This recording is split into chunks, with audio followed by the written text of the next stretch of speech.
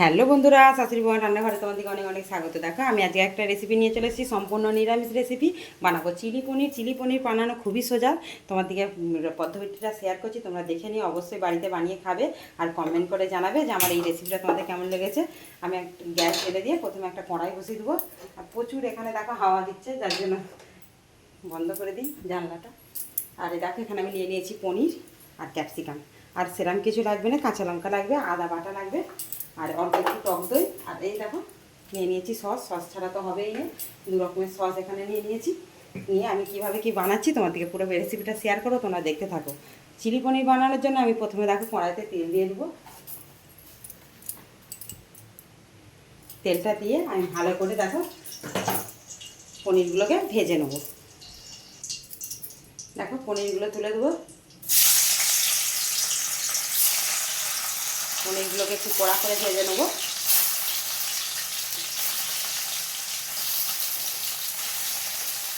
দেখো পনির একটু নুন দিয়ে দেবো, দিয়ে ভেজে নেবো।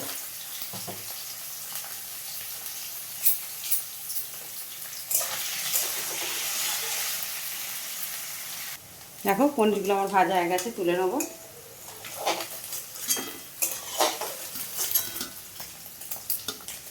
দেখো পনিরটা তুলে নিয়েছি, এবার ক্যাপসিকামটা দিয়ে দেবো।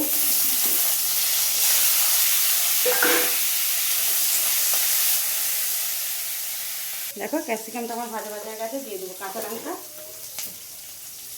দিয়ে দেবো আদা বাটা।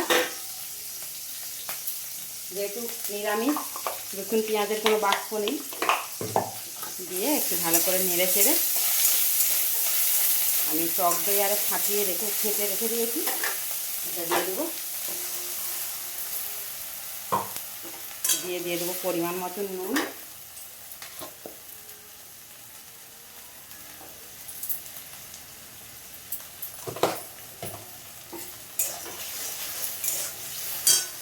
সোয়া সসটা আমি একটা বাটিতে রেডি করে নেবো।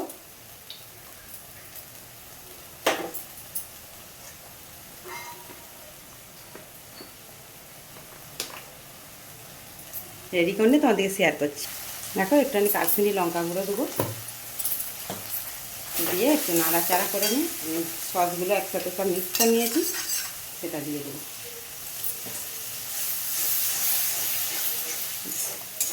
দিয়ে গ্রেভির জন্য সামান্য একটু জল দিয়ে দেবো।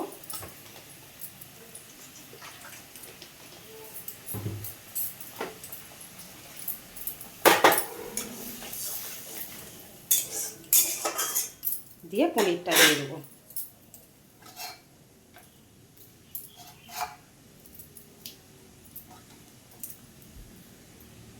দেখো এবার আমি একটুখানি চিনি দেবো আর একটু কর্নফ্লাওয়ার গুলে নিয়ে দিয়ে দেবো জলেতে।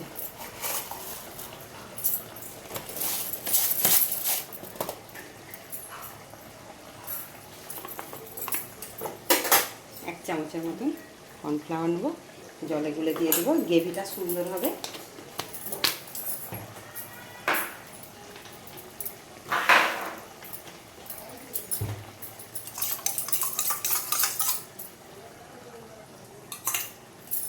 ফুটে গেলে আমি নামিয়ে নিয়ে তোমাদেরকে আবারও শেয়ার করবো, তোমরা দেখতে থাকো।